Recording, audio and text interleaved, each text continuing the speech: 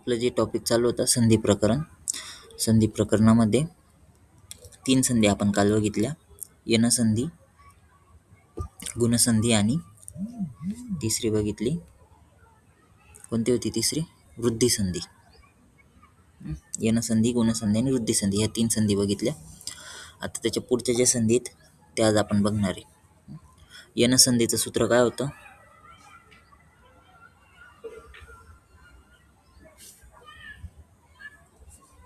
यनसंधीचं सूत्र काय होतं?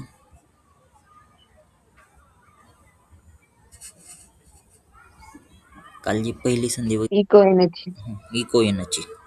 नियम काय होता? ईचा काय होतो? ईचा य होतो.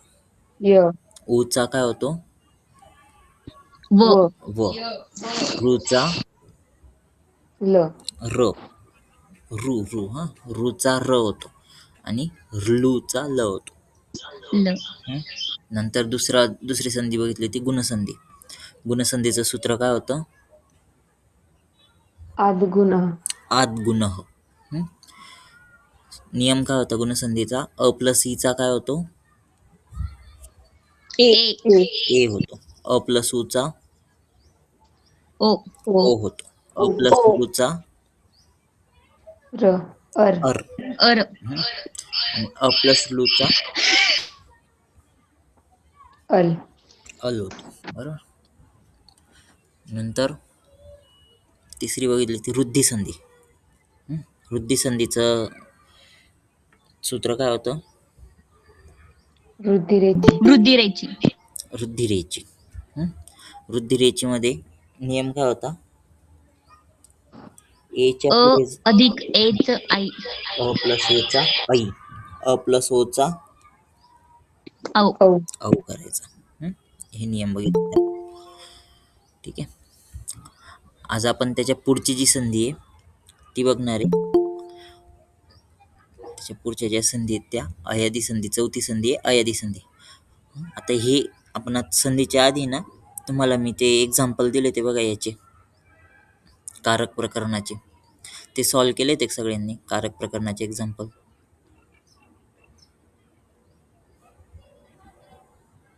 कारकचे एक्झाम्पल सॉल्व केले ते सगळ्यांनी.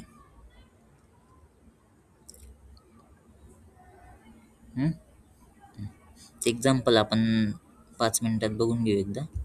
नंतर मग आजचं जे संधी ती सुरू करू.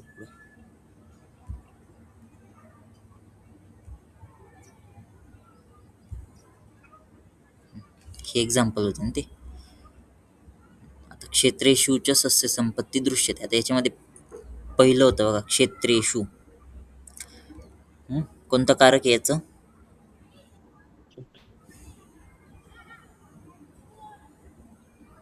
कारक काय येईल याचं क्षेत्रेषूचं? सर कारक ओळखताना कारक ओळखताना सर्वात पहिले काय बघायला पाहिजे? एक मिनिट. सर्वात पहिले काय बघायचं असं? हा त्याची म्हणजे उपपद बघायची की विभक्ती बघायची. विभक्ती बघायची सर. कारक मध्ये उपपद विभक्तीचा आपल्याला संबंध येत नाही. उपपद विभक्ती आपल्याला मोस्टली वाक्य बनवण्यासाठी असते. कारक मध्ये आपण सरळ विभक्ती बघतो. आणि उपपद विभक्तीवरून पण आपल्याला हेच कळतं की कोणती विभक्ती बनलेली आहे तिथे. म्हणून मूळ विभक्ती बघायची आणि मग त्याच्या आधारावरती कारक बघायचं. अधिकरण कारक अर्थ काय होईल त्याचा? क्षेत्र. या ठिकाणी क्षेत्राचा अर्थ होतो शेत.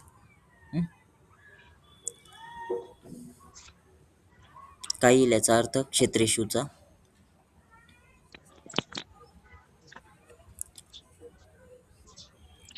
क्षेत्रेषु च सस्य शेतामध्ये.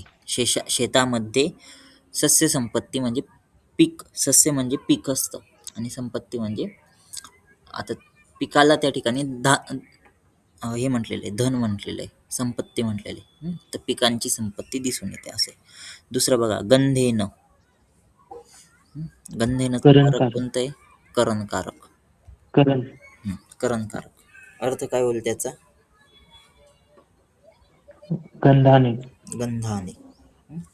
गंधाने मुग्ध भ्रमर उपवनात येतात. नंतर मंजरीभ्यः.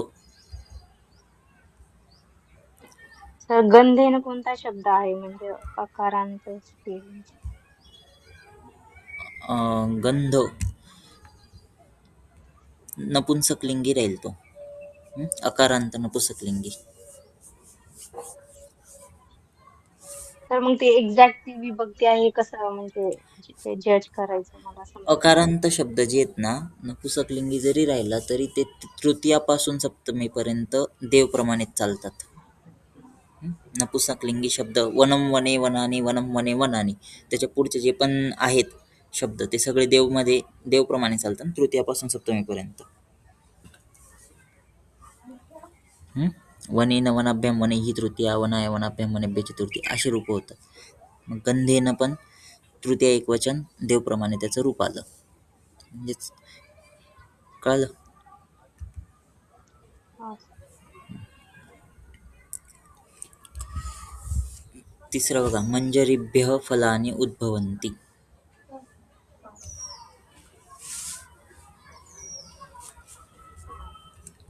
मंजरीभ्यः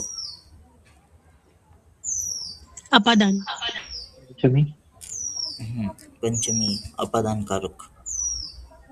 अर्थ काय होईल त्याचा? मोहरापासून. मोहरापासून. मोहरापासून किंवा मंजरीपासून असं पण म्हणता येतं. नंतर विद्यया कोणती विभक्ती आहे? चतुर्थी. तृतीय. तृतीया येईल ना. चतुर्थी कस काय? मालया मालया मालाभ्याम मालाभिः तृतीया. मालायै विद्यायै राहिलं असतं तर चतुर्थी. विद्ययाय. विद्यया वयं स्वं कर्तव्यं जानीमः. तृतीया विभक्ती आहे. कारक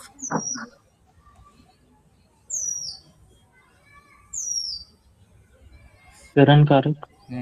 करणकारक. अर्थ काय होईल त्याचा?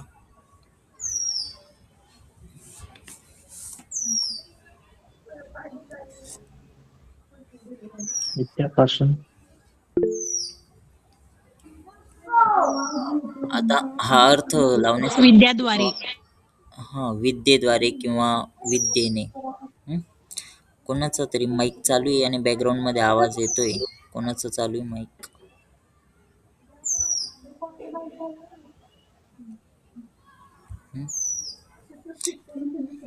कोणाचा माईक चालतोय? वैभवी माईक.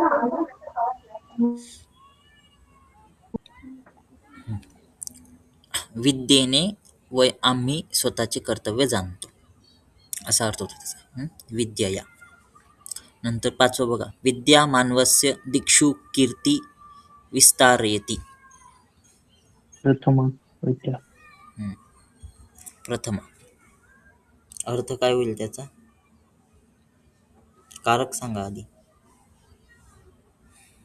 कर्ताकारक. कर्ताकारक. अर्थ काय होईल त्याचा?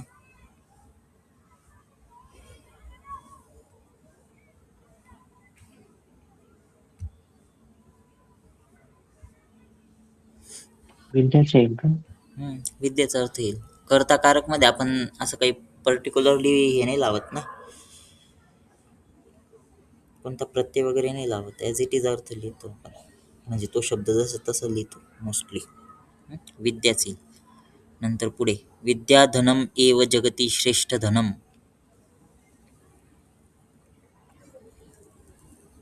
सप्तमी.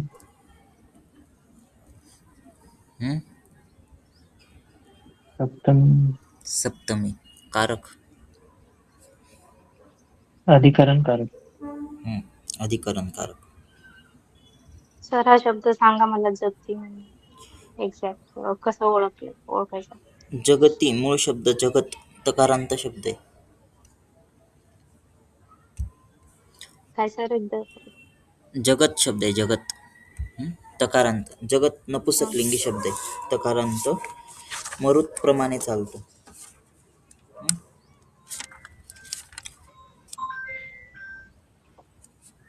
मरुत प्रमाणे चालतो जगत शब्द. उकारांत नपुसकलिंगी शब्द. जगती त्याची सप्तमी एकवचनचं रूप आहे. हं?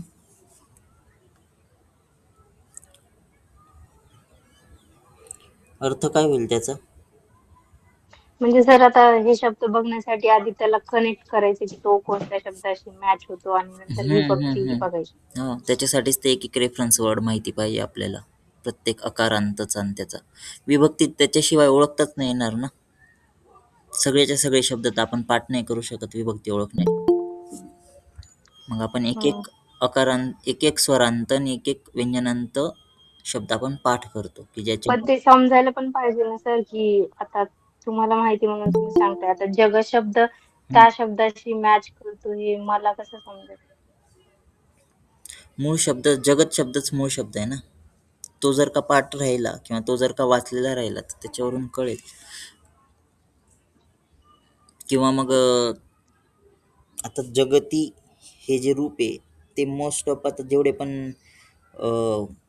व्यंजनांत शब्द आहे त्यांच्यामध्ये बघा पहिली विलांटी येते सप्तमी एकवचनच्या रूपामध्ये.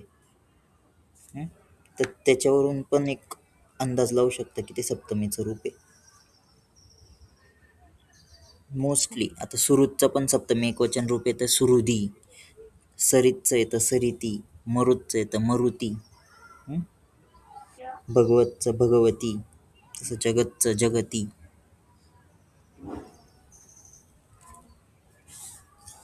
भवत असेल तर भवती. ते एकदा शब्द जर का बघितलेले राहिले ना तर मग आपल्याला अंदाज पण लावता म्हणजे मोस्ट इम्पॉर्टंट सर विभक्ती आली पाहिजे. येईल. विभक्ती आली फार पाहिजे आणि दुसरं म्हणजे शब्द वाचलेले असले पाहिजेत.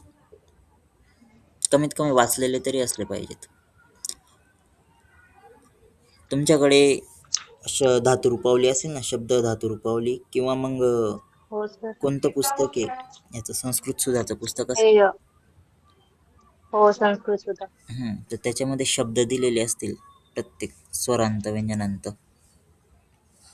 तर ते शब्द एक एकदा वाचा तर मग तुम्हाला विभक्ती क्लिअर होत जातील. ठीक आहे सर. ठीक आहे.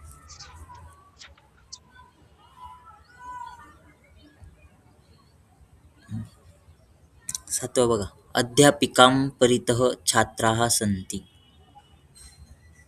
अध्यापिकां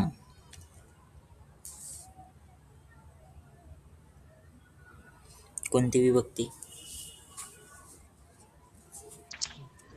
द्वितीय विभक्ती. हं? द्वितीय विभक्ती. द्वितीय. जर तुम्हाला शब्द नसेल माहिती तर परितः वरून पण कळतं की द्वितीय विभक्ती येईल, उपपद विभक्ती म्हणून. अध्यापिकां द्वितीय विभक्ती. कारक कर्म. कर्म. कर्मकारक. आता इथे कर्मकारक म्हणून आपण डायरेक्ट जसं कर्म ला प्रत्यय लागतो द्वितीयाला, तसा प्रत्यय नाही लागणार. याचा अर्थ घ्यावा लागेल आपल्याला. परितः म्हणजे आजूबाजूला. तर मग अर्थ कसा लागेल त्याचा?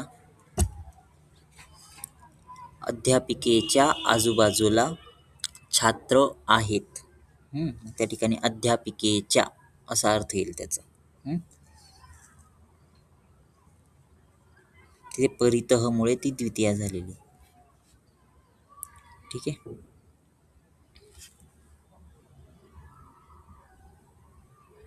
कर्मकारक अर्थ येईल त्याचा अध्यापिकेच्या.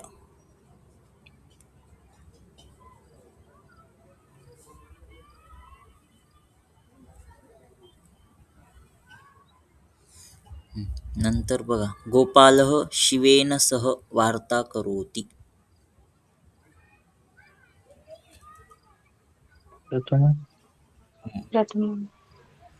प्रथमा. कारक कर्ता कारक. अर्थ काय येईल त्याचा? गोपाल ॲज इट इज राहील. नंतर सा गृहकर्मणे निपुणः.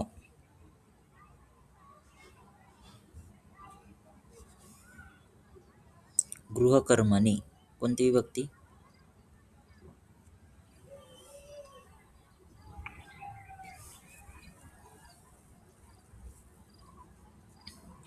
आता इथे नसेल माहिती शब्द, पण तरी सुद्धा एक अंदाज लावू शकता की ती जी मात्रा आलेली आहे, वरचा एक मात्रा शेवटच्या शब्दावरती, तो कोणत्या विभक्तीमध्ये येतो?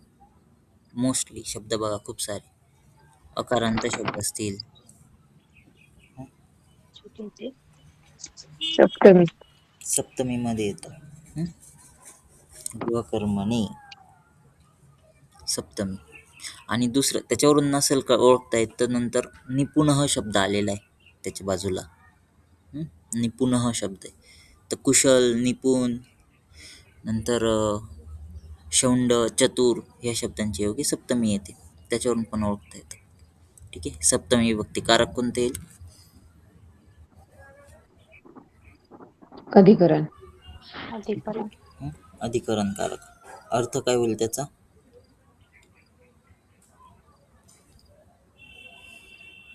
ग्रहामध्ये. गृहकर्म. आता त्याचा अर्थ काय होईल? घरकाम. घरकामामध्ये. घरकामामध्ये. 10 बघा. अहम रेलयानेन कालिकातां गमिष्यामि.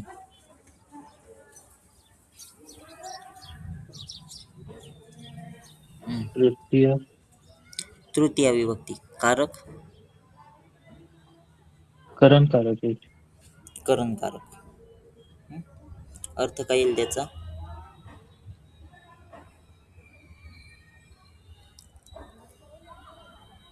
रेल्वेने. रेल्वेने. रेल्वेने किंवा रेलयाने. कारण की रेलयान या शब्दाला मराठीमध्ये असा काही पर्टिक्युलर शब्द नाहीये. लोह पथगामिनी असा शब्द आहे, पण मग तो एवढा मोठा शब्द लिहिण्यापेक्षा सरळ रेल्वेने असं लिहिलेलं पण चालतं. भोजनाय उपहारगृहं गच्छति. जनाः भोजनाय उपहारगृहं गच्छति.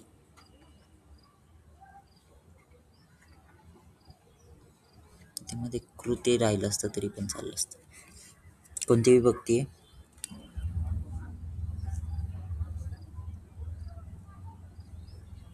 चतुर्थी येईल का? चतुर्थी. संप्रदान. संप्रदानकारक. मोस्टली आय हा जो मागे लागतो ना, आय चतुर्थीमध्ये लागतो मोस्टली. संप्रदानकारक.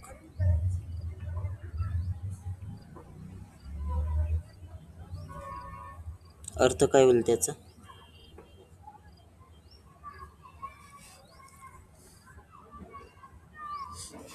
भोजनाय. करिता.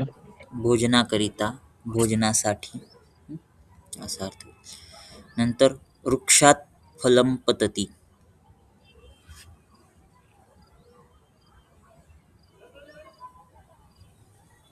वृक्षात फलं पतति. पंचमी. पंचमी कारक. अपदान कारक. अपादानकारक. अर्थ काय होईल त्याचा?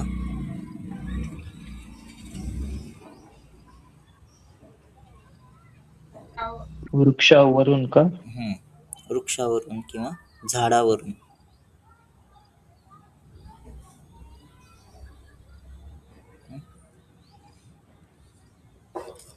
नंतर पुस्तकं स्यूते अस्ति. स्यूते कोणती विभक्ती? सप्तमी. सप्तमी कारक. अधिकरण. अधिकरण कारक. तर स्यूतचा अर्थ होतो पिशवी. पिशवी. तर त्याचा अर्थ काय होईल? स्यूतेचा अर्थ काय होईल? पिशवीत. पिशवीत. पिशवीमध्ये. पिशवीमध्ये. नंतर शुकः दाडिमाय स्पृह्यति. कोणती विभक्ती आहे? चतुर्थी. चतुर्थी कारक. संप्रदान. संप्रदानकारक. अर्थ काय होईल त्याला? सर चतुर्थी विभक्ती कशी झाली सांगायचं? आय एक तर आय लागला त्याच्यावरून दाढी माय चतुर्थी ओळखता येते. दुसरं स्पृह धातू आहे. स्पृह धातू योगे चतुर्थी.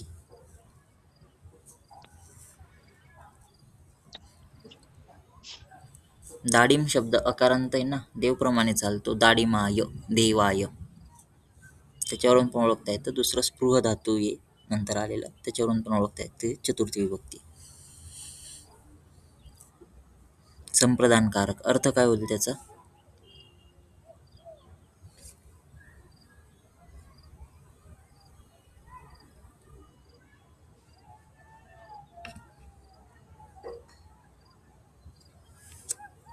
दाढीमाय याचा अर्थ काय होईल?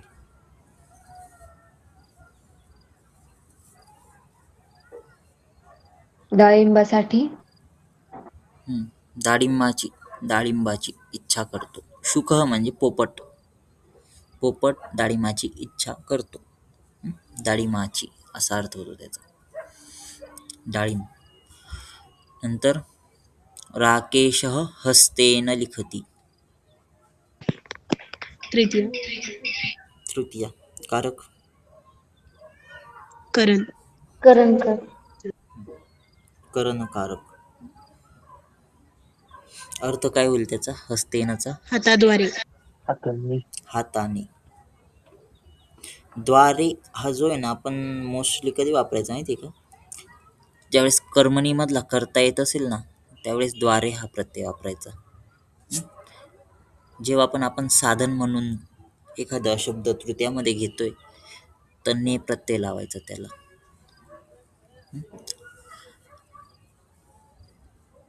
ठीक आहे, म्हणजे तो ॲप्रोप्रिएट वाटतो. द्वारे हा प्रत्यय पण आहे, बरोबर आहे, पण ने प्रत्यय ॲप्रोप्रिएट वाटतो. हाताने लिहितो.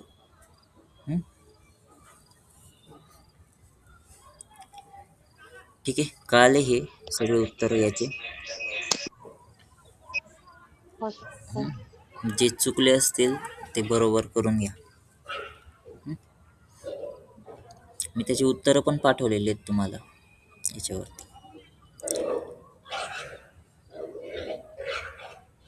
ठीक आहे, आता आपण आपलं जे संधी प्रकरण आहे ते कंटिन्यू करू.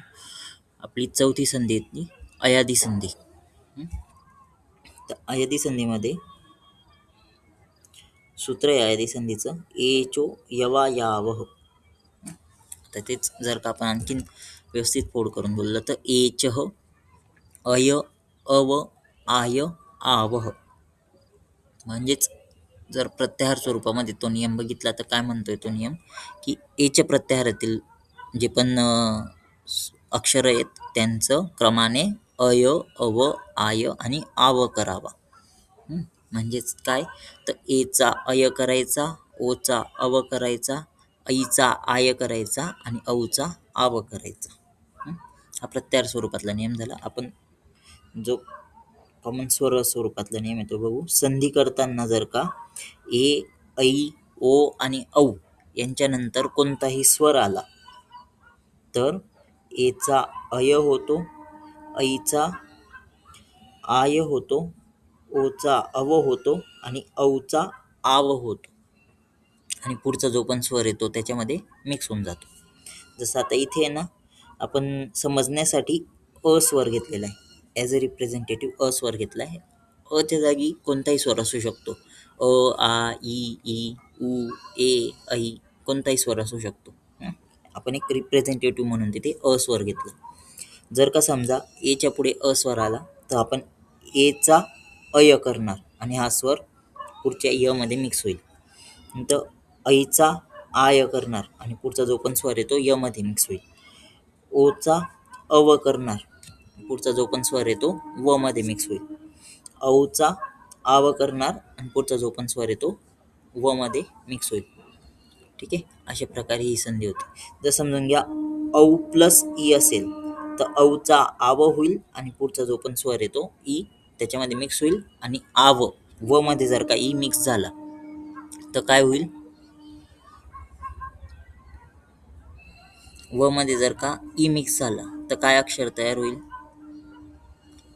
कोणता ए आ व व अर्धा आहे ना, व अर्धा आहे आणि तो ई जर का व ला लागला, अर्ध्या व ला, तर आपण त्याला कसं लिहिणार?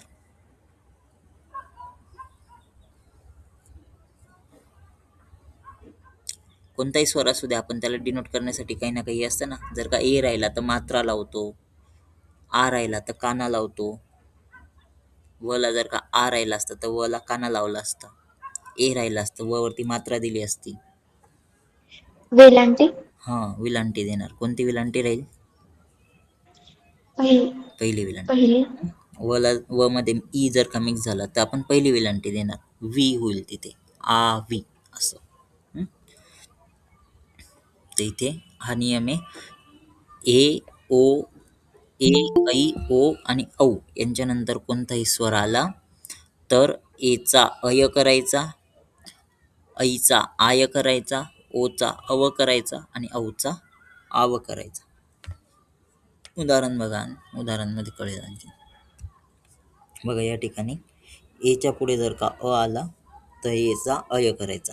ने प्लस अन, ने प्लस अन. तर ह्या ठिकाणी ने मध्ये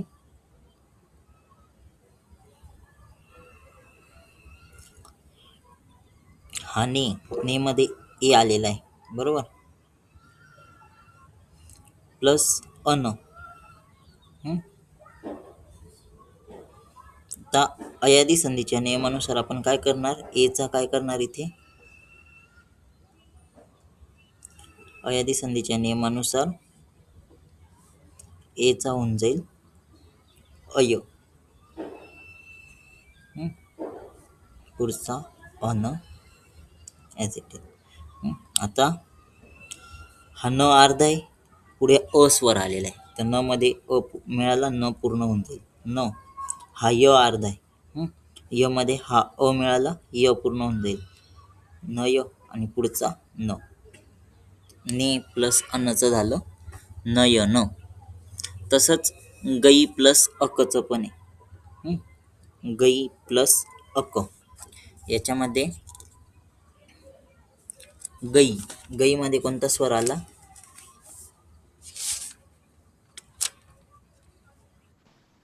आई ऐ आलेला आहे, बरोबर. अयादी संधीच्या नियमानुसार ऐचा काय होणार? आयु. I I. गई प्लस अक याच्यामध्ये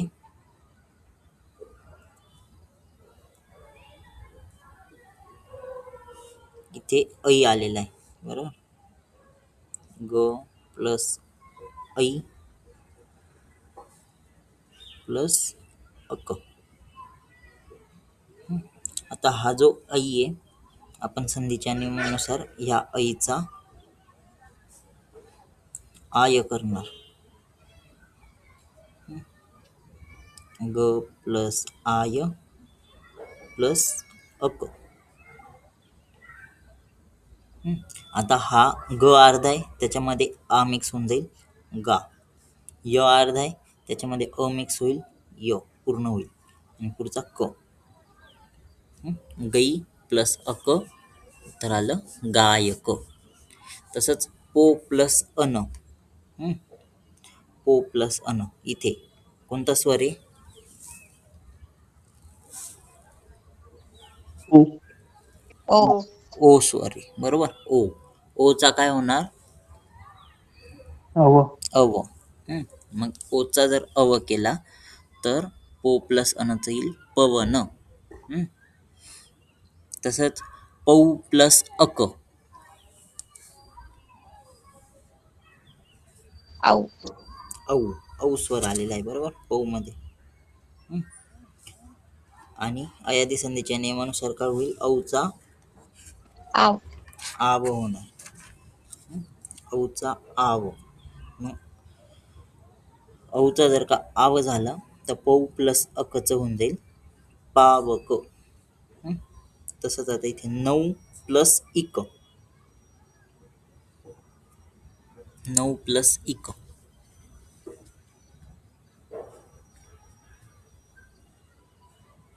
9 मध्ये कोणता स्वर आलाय? आऊ औ. औचा काय होणार? आव. आव होईल. बरोबर. नंतर ई. इक मध्ये ई आलेला आहे. आणि आपला संधीचा नियम काय आहे की चेंज फक्त औ मध्ये करायचा आहे, हा पुढच्या स्वरामध्ये नाही. पुढचा स्वर ॲज इट इज राहणार आहे आणि तो जो पण पुढचा स्वर येतो, जे पण अव, आव, आय जे पण तयार होते त्याच्यामध्ये मिक्स होणार. मग आता इथे आव तयार झाला आणि पुढचा स्वर ई आहे. न अर्धा आहे, न मध्ये आ मिक्स झाला ना. व अर्धा आहे, व मध्ये ई मिक्स झाला, काय होईल? वी. वी. आणि पुढचं क. 9 प्लस इकचं झालं नाविक. ठीक आहे. ही होती अयादी संधी. कळाली ही संधी सगळ्यांना? अयादी संधी कळाली? आणखीन बघा, भो प्लस अति काय येणार? ओ. भवती. भवती. या ठिकाणी भो मध्ये ओ आहे. ओचा आपण केला अव. आणि म्हणून भो प्लस अतिचं झालं भवती. तसंच ग्लै प्लस अति.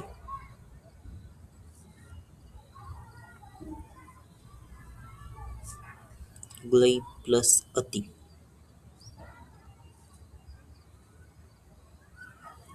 काही ग्लै प्लस अति.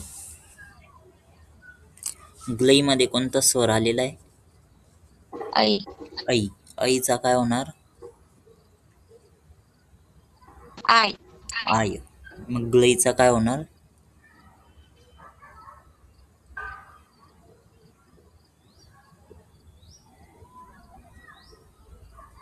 गायती. ग्लायती.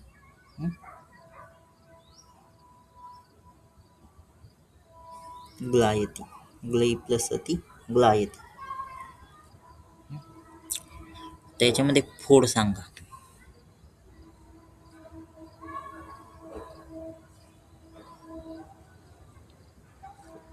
दोषावुदाहृतौ.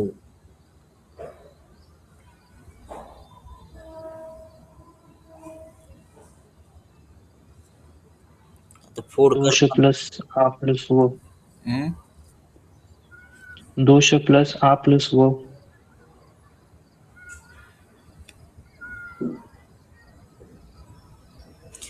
आता फोड करताना सगळ्यात आधी काय शोधायचं माहिती का? याच्यापैकी काय आपण अयादी संधीच बघतोय ना, तर अय, आय, अव आणि आव याच्यापैकी काय इथे?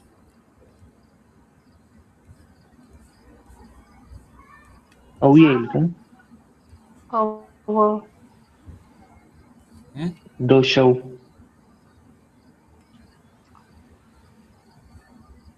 दोषौ. औ येईल, औ. बरोबर.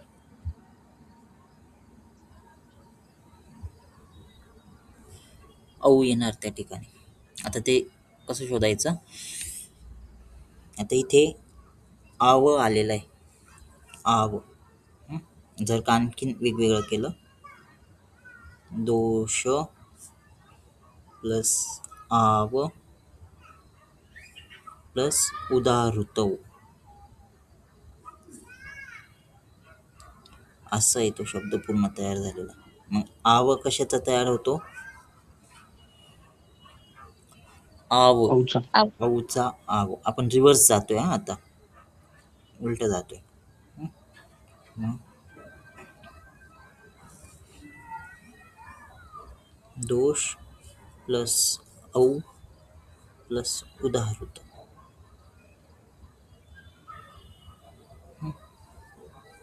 आता हा औ नेहमी पूर्वपदामध्ये जाणार. मग पूर्वपद आपलं काय तयार होईल? दोषौ प्लस उदाहृतौ.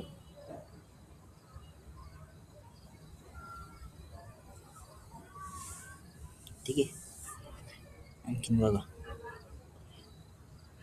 अष्टावंगानी.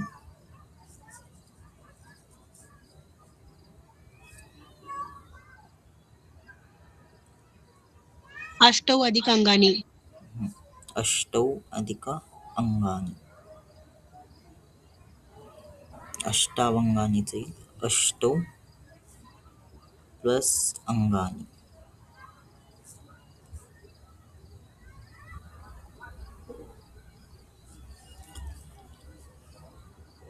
ठीक आहे, कळाली ही संधी, अयादी संधी.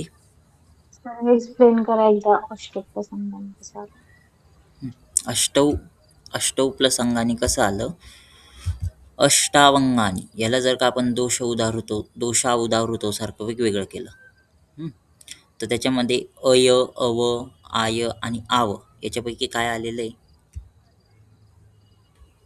इथे एवढे याच्यामध्ये काय आलेलं आहे, अव आलेला आहे का अष्टा आहे ना, अष्टवंगानी नाही येते, अष्टावंगा. आव आलेला आहे. मग आव कधी येतो, कशाचा आव तयार होतो,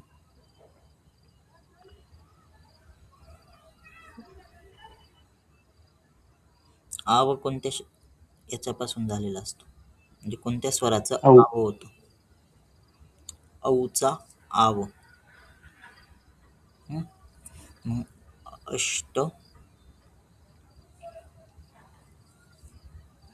आता जो पण औ किंवा ऐ किंवा ए तयार होणार तो पूर्वपदात जाईल, म्हणजे इकडे मिक्स होईल. अष्टौ प्लस अंगानी असं उत्तर येईल. कळालं, अष्टावंगानीचं अष्टौ अंगानी असं का बरं झालं. हो सर. ही संधी कळाली, अयादी संधी.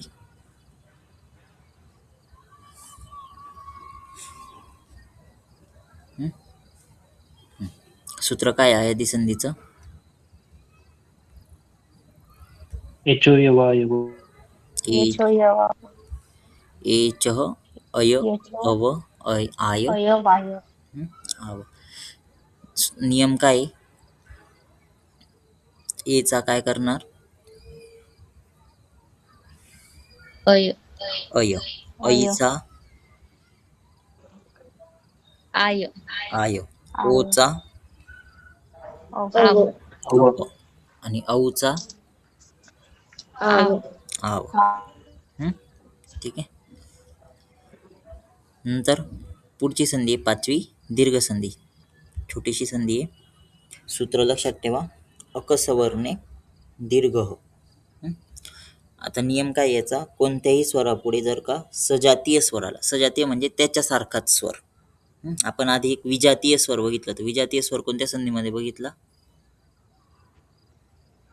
यनसंधी. यनसंधीमध्ये. विजातीय म्हणजे तो स्वर सोडून इतर कोणताही स्वर, आणि सजातीय स्वर म्हणजे तोच स्वर किंवा त्याचा दीर्घ. ते जर का असेल सोबत आले दोन्ही स्वर, तर त्याचा दीर्घ स्वर आला तर त्या स्वराचा दीर्घ करायचा. म्हणजे कोणत्याही स्वरापुढे सजातीय स्वर, सजातीय म्हणजे त्याच्यासारखाच स्वर आला किंवा मग त्याचा दीर्घ स्वर आला तर त्या दोघांच्या जागी दीर्घ होतो. जसं पूर्वपदामध्ये शेवटी अ आहे, दुसऱ्या पदामध्ये पण सुरुवातीला अ आहे, तर अ प्लस अचं होऊन जाईल आ, ई प्लस ईचं होऊन जाईल दीर्घ ई, उ प्लस ऊचं होऊन जाईल दीर्घ उ, ऱ्हस्व उ प्लस ऱ्हस्व उ दीर्घ उ, ऱ्हस्व ई प्लस ऱ्हस्व ई दीर्घ ई. तसंच अ प्लस आ जरी आला तरी आच होणार, ई ऱ्हस्व ई प्लस दीर्घ ई आलं तरी दीर्घ ईच होणार, ऱ्हस्व उ प्लस दीर्घ उ आला तरी दीर्घ उच होणार. उदाहरण बघा, धर्म प्लस अर्थ. धर्म अ आलेला आहे, तर दुसऱ्या पदाच्या सुरुवातीला अ आलेला आहे, धर्म प्लस अर्थचं झालं धर्मार्थ. तसं हिम प्लस आलय, हिम प्लस आलय, अच्या पुढे आ आला, हिम प्लस आलयचं झालं हिमालय. गिरी प्लस ईश, गिरी प्लस ईशचं झालं गिरीश. गिरीमध्ये ऱ्हस्व ई आला, तिकडे दीर्घ ई आला, उत्तरामध्ये बघा दीर्घ ई, दीर्घ ई आपण दुसऱ्या वेलांटीने दाखवतो. ठीक आहे, ही होती दीर्घ संधी. अकसवर्णे दीर्घ हे त्याचं सूत्र आहे. दीर्घसंधी कळाली. दीर्घसंधीमध्ये ह्रस्व प्लस ह्रस्व काय होणार? दीर्घ. दीर्घ. आणि ह्रस्व प्लस दीर्घ राहिला तर दीर्घ. दीर्घ. आणखीन एक उदाहरण. विद्या प्लस आलय. विद्या. विद्यालय. विद्यालय.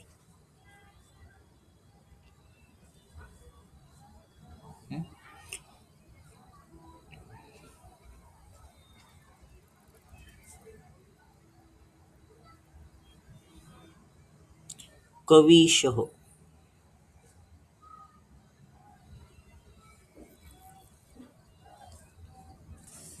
कव प्लस ईश. कव प्लस ईश कसं काय होईल? कवी प्लस ईश. कवी प्लस ईश. कव मध्ये अ आहे ना.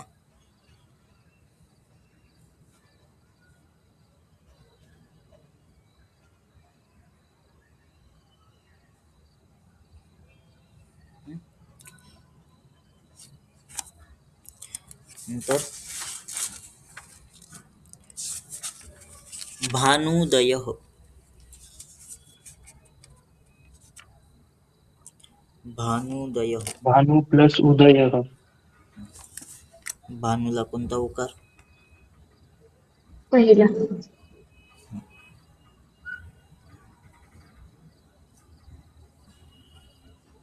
इथे उकार महत्वाचा आहे. उकार आणि हे कोणतं लिहितोय आपण, जर का विलांटी देत असतं विलांटी, ते महत्वाचं आहे.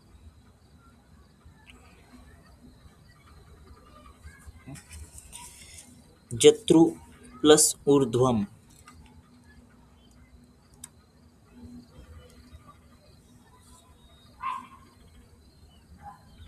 जत्रोर्ध. कोणता उकार येणार? दुसरा. दुसरा उकार. जत्रोर्ध्वम. ठीक आहे. कळाली ही संधी. दीर्घ संधी कळाली सगळ्यांना. सूत्र सर काय? दुसरा उकार कसा आला पण? ह्रस्व प्लस ह्रस्व काय होईल? ह्रस्व उ प्लस ह्रस्व उ दीर्घ उ. दीर्घ उ. आता दीर्घ उ जर का आपल्याला दाखवायचा असेल तर आपण कशाने दाखवणार? विलांटी. उकार. उकार आपण कसं, आता ह्रस्व उकार पहिल्या उकाराने दाखवतो, दीर्घ उकार आपण दुसऱ्या उकाराने दाखवतो, बरोबर? कळालंय दुसरा उकार का बरं आला? दुसरा उकार म्हणजे दीर्घ उकार आहे तिथे. ही पहिली विलांटी म्हणजे कोणताही असतो? ह्रस्व. ह्रस्व. दुसरी विलांटी म्हणजे कोणताही असतो? दीर्घ. दीर्घ. हे लक्षात ठेवा. ठीक आहे. कळाली ही संधी, दीर्घ संधी सगळ्यांना. सूत्र काय दीर्घ संधीचं? अकह सवर्णे दीर्घ. अकसवर्णे दीर्घ. नियम काय? ह्रस्व ई प्लस ह्रस्व ई काय होणार? दीर्घ इ. दीर्घ ई. ह्रस्व उ प्लस ह्रस्व उ काय होणार? दीर्घ उ. दीर्घ उ. अ प्लस अ चा काय होणार? आ. आ होणार. ठीक आहे. आता हे याच्यामध्ये जेवढे पण उदाहरणं भेटतील ना, अ, उ आणि ई ह्या तीनच स्वरांचे भेटतील. त्यातल्या त्यात अ प्लस अ चा आ हे उदाहरणं खूप जास्त भेटतील. ठीक आहे. कारण की ऊचे उदाहरणं पण कमी आहेत आणि नंतरचे जे रू, ए हे स्वरांचे उदाहरणं येतच नाहीत जास्त करून. ठीक आहे. इथपर्यंत संधी कळाल्या सगळ्यांना. उद्या आता सगळ्यांनी भानू शब्द पाठ करून या आणि पहिली निरुक्ती पाठ करून यायची.